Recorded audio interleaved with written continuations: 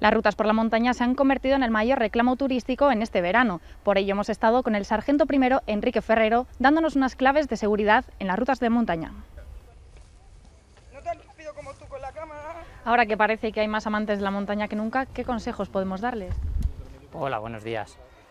Pues mira, el consejo más importante a la hora de planificar una salida al monte, una actividad, es estudiar bien la actividad que vamos a hacer, lo que nosotros llamamos la planificación, con un madrugar, preparar bien la mochila, adecuar la actividad al miembro más débil, siempre grupos de más de tres personas o más. Y bueno, lo que es en sí estudiar el track, conocer el funcionamiento de las tecnologías. Consejos hay muchísimos para dar, pero lo básico empieza por establecer una buena planificación. Y claro, pues eso viene a su vez dado por una buena formación.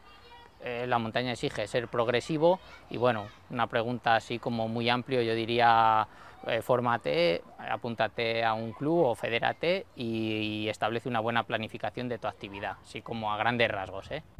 Para aquellos que se quieran iniciar precisamente en este mundillo, decimos esos consejos, que se federen, que se apunten a un club para empezar, o qué tipo de consejos podemos darles a los novatos. Sí, pues principalmente es, en la montaña tienes que empezar de la mano de otras personas que sepan. Y qué mejor forma que apuntándote a un club, qué mejor forma que entrenándote y teniendo una formación necesaria para la actividad que vayas a hacer, ya sea senderismo, ya sea barrancos, ya sea escalada, ya sea esquí o ya sea espeleología. Bueno, al fin y al cabo la montaña es un medio en el que si te accidentas van a tardar mucho en llegar el auxilio, es difícil sacarte de ese medio, tienes que tener siempre un plan B, unos conocimientos de primeros auxilios y tú establecido tu plan de emergencia.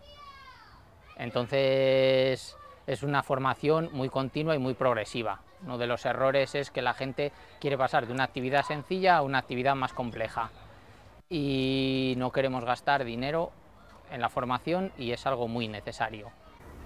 ¿Qué peligros tiene la montaña que no tenga otro entorno? Bueno, pues como te he dicho, es un medio en el que tarda mucho en llegar el auxilio, es un medio en el que las condiciones climatológicas pueden ser muy cambiantes y es un medio en el que tienes que subsistir con tu comida, con tu alimento, con tu abrigo y sí, donde hay mucho compañerismo,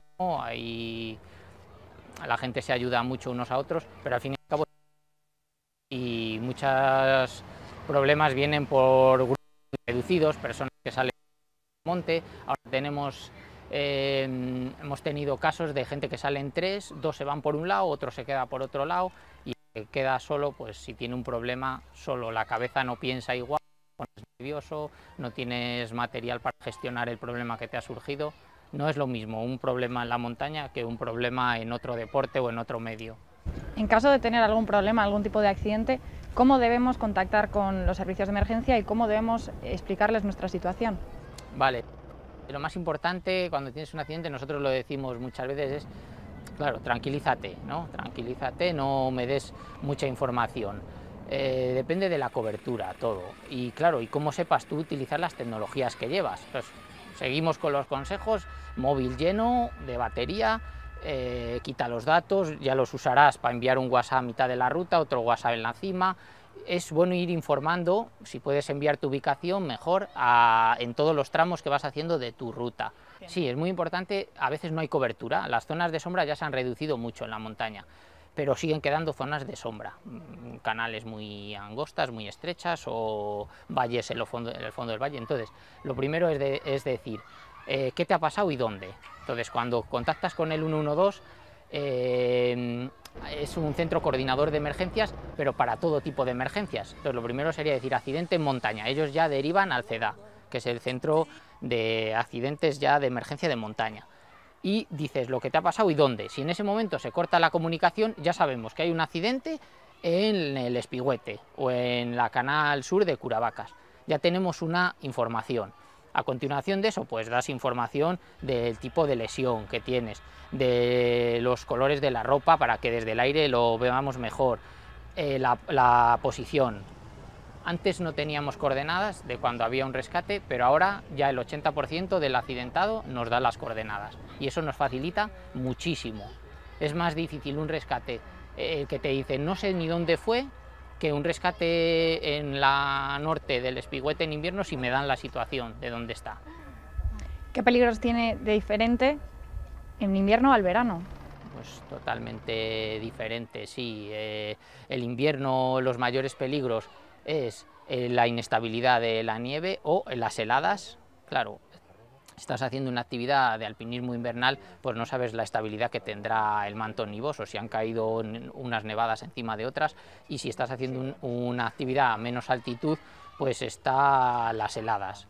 Cuando hay heladas hay muchísimos accidentes porque la gente o bien la transición de esquís a crampones no la hace a tiempo. Recuerdo que falleció en el Curavacas el año pasado una persona por esa transición de esquí a crampones, y el uso de las raquetas, que sé que me consta que la federación está formando concursos, pero aún la gente sigue entrando con raquetas en zonas muy heladas. Entonces, de determinada pendiente con la zona helada hay que quitar las raquetas y poner los crampones. En verano, pues los accidentes vienen de no hidratarse, lesiones de poca importancia en las extremidades inferiores o caídas. Ya no se pierde la gente como se perdía antes, gracias a las tecnologías. Lo que pasa es que hay gente que lleva tecnologías como los relojes, estos smartwatch, y no los saben usar muy bien. Entonces hay que tener unas buenas tecnologías y saber usarlas. Ahora la gente pues igual se enrisca porque lleva un móvil con unas curvas de nivel que no sabe interpretar. El mapa ya casi que yo lo recomendaría como complemento del GPS, pero se ha dejado un poco en desuso. Y la gente, claro, pues no sabe interpretar esas curvas de nivel y se mete en una zona muy empinada y se produce lo que se llama, que decimos nosotros, que se enrisca. No puede ni seguir para arriba ni seguir para abajo. Es otro accidente muy común también del verano. Y luego, bueno, luego hay accidentes específicos de escalada, específicos de barrancos, específicos de cuevas, pero ya sería ahondar mucho en la materia.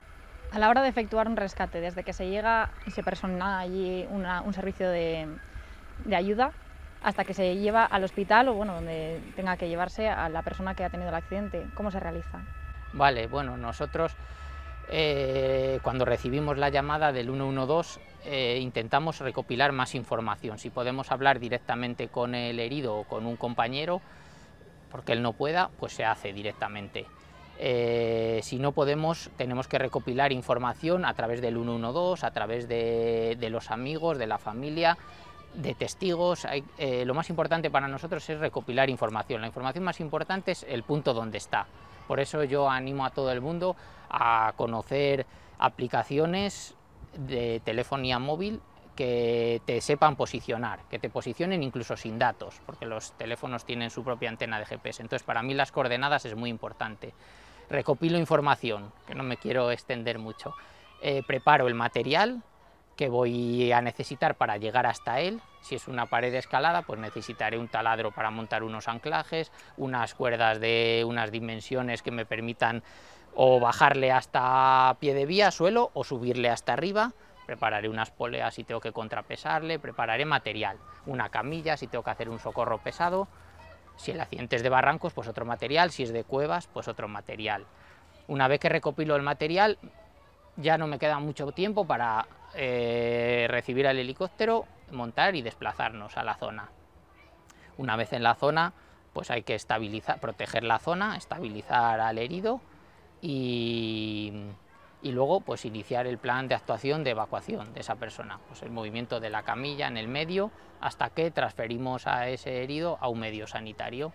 Entonces, bueno, tienes que establecerte un planning coordinado con tus compañeros, quién va a repartir las misiones, y todo tiene que quedar bastante claro una vez que sales que desembarcas del helicóptero en la zona. En estos últimos meses hemos visto que además ha incrementado el número de rescates en la montaña, no solo de personas, sino también de animales. Sí, es algo que nos dificulta a nosotros mucho el trabajo, porque la gente quiere ir con su mascota a la montaña, pero luego un perro se pone muy nervioso a la hora de subir al helicóptero, hay que tranquilizarlo, en el helicóptero a veces también están nerviosos, entonces es algo que dificulta el rescate. Y bueno, sí, nosotros al año sí que hacemos un porcentaje, un número de rescates de animales también, animales que se han enriscado en una zona, se separan del dueño, se van a una zona y ahí ya ni pueden bajar ni el dueño puede subir a por ellos. Otros tipos de rescates también, me vienen a la mente unos cachorros que tiraron al río y tuvimos que ir a rescatarlos. Y bueno, siempre la gente quiere ir con su mascota al monte y eso sí que nos dificulta un poco la labor. Perros grandes para subirlos al helicóptero. Si quieres ir con tu mascota al monte, yo animaría a un grupo más numeroso y si se accidenta uno, siempre habrá gente que se quede con la mascota o con el perro, pero si vamos yo y mi perro y me accidento yo, pues también hay que rescatar a mi perro, no lo vamos a dejar en el monte. A día de hoy, ¿qué mitos sigue teniendo la gente respecto a la montaña? Por ejemplo, la llamada al 112 no siempre se puede hacer porque no siempre hay cobertura, ¿verdad?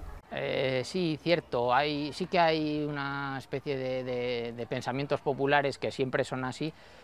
Ya las zonas de sombra, ya te digo, en cuanto a la cobertura, se han reducido muchísimo, y si no tienes cobertura en esta zona, seguro que haces un poquito de cima, te desplazas y te desplazas 500 metros y acabas teniéndola. Pero bueno, a veces no es fácil desplazarse 500 metros en la montaña. Pero bueno, al final rescates en los que haya falta de cobertura pueden ser un porcentaje de un 5, un 10% donde tengamos problemas de cobertura. Hoy en día ya te digo que se han reducido muchísimo las zonas de sombra. En Picos de Europa, que es donde más zonas de sombra había. Otro mito puede ser, la gente piensa que en la montaña la mayoría de los accidentes vienen en la escalada o en actividades muy peligrosas. Y no es así, la mayoría del porcentaje mayor de rescates son en senderismo. La escalada al final, o otras actividades como la espeleología tan peligrosas, se pone tanta diligencia, se llevan tantos medios, buen material y no suele haber muchos accidentes. Entonces es otro mito también que la gente piensa y no se me ocurren ahora así más, pero bueno. ¿Qué debemos llevar en nuestra mochila cuando decidamos hacer una ruta por la montaña? Bueno, pues depende mucho de la actividad, claro. Hablamos solamente de senderismo, pues si la actividad es de barranco, pues una cosa, si es de cuevas es otra, y si es de invernal de esquí es otras cosas las que debemos llevar. Pero si nos centramos en el senderismo, hay una forma de preparar una mochila, siempre también poniendo los objetos más pesados al fondo, pegadas a la espalda. Pero bueno, yo, por resumir, yo llevaría agua, pues más o menos la gente te dice, ¿y cuánta agua llevo? Bueno, pues cada uno tiene que conocer sus necesidades, asimismo lo que él es capaz de beber o lo que no, la cantidad de agua. Yo saber si hay fuentes o no por la zona que puedes cargar agua más. Un error también es mochilas excesivamente pesadas, pero siempre un poquito de abrigo, un poquito de comida ligera. Siempre puedes buscar evitar el peso, pues unas barritas o unos geles. Yo, si voy a caminar por una zona de Picos de Europa, es que depende mucho de la actividad que vayas a hacer, pero yo llevaría una cuerda. Una cuerda, aunque sea de 20 metros, te ayuda a hacer un destrepe, te ayuda a pasar una cresta, a veces te ayuda a controlar el miedo de tu compañero, ¿vale? Siempre llevar el teléfono móvil con batería y lo que he dicho, mucho hincapié en saber usarlo, saber tener un método para dar tu posición. Un botiquín pequeño, sabiendo usarlo, pues me vale llevarlo si no sé usarlo, pero un botiquín pequeño con una gasa, una venda, un esparadrapo, una tirita, un compiz, algo para limpiar una herida, taponarla y una cura muy básica y muy sencilla, ¿vale? Luego ya depende de cada uno su problemática sanitaria, pues si tienes asma o no respiras bien, pues ya depende de cada uno. Recuerdo un año tuvimos que llevar insulina en Peñastaurdias, que pertenece aquí a Palencia, a un chico sin insulina a las 4 de la mañana. Tuvimos que llevarle una inyección de glucagón. Entonces, pues eso, tú tienes que conocer tu problemática, saber si necesitas azúcar o insulina o si eres diabético. Pero bueno, no me quiero extender mucho. Para preparar una mochila, meter el sentido común, las ganas, una buena planificación, madrugar y más o menos las cosas que he dicho antes son casi imprescindibles. ¿Nos podría explicar alguno de los casos más complicados de rescate que han tenido en la montaña? Bueno, para mí los casos más complicados son los invernales, los rescates en corredores o los rescates en pared. Por ejemplo, el rescate invernal en un corredor, pues hablamos de, para que no lo sepa, un corredor es una canal de nieve de entre 50 y 80 o 90 grados, que se hiela la nieve, queda dura o hielo, y entonces ahí el problema está en acceder hasta el herido, montar un buen anclaje para descender esa camilla. Entonces, con una inestabilidad de la nieve no sabes, tú prevés una primera capa de nieve dura, pero debajo no sabes si habrá una capa más de polvo, más blanda. Entonces quizás un problema es montar unos buenos anclajes para establecer el rescate, el socorro, ya sea hacia abajo o hacia arriba. En una pared escalada o en un rescate en grandes paredes estás en la misma situación, pasa que ahí ves la roca y llevas taladro y puedes meter unos buenos anclajes. Pero bueno, al final rescates de este tipo es como una obra de bricolaje en la que tienes que trabajar con calma, meter unos buenos anclajes y mover al herido pues con la diligencia necesaria según la lesión que tenga. Bueno, pues desde aquí invitamos a todos los palentinos que conozcan un poquito más la montaña, pero con precaución siempre. Sí, además es preciosa, tanto Espigüete como Curavacas, Peña Prieta, a ni otro nivel Las Tuerces, el Alledo de Tosande, creo, el Tejedo, tiene una montaña preciosa, la Fuente del Cobre, así que me vienen y vamos, yo invito a todo el mundo a participar, a disfrutar de la montaña palentina. Bueno, pues con este mensaje nos despedimos. Vale, muchas gracias. A vosotros, hasta luego.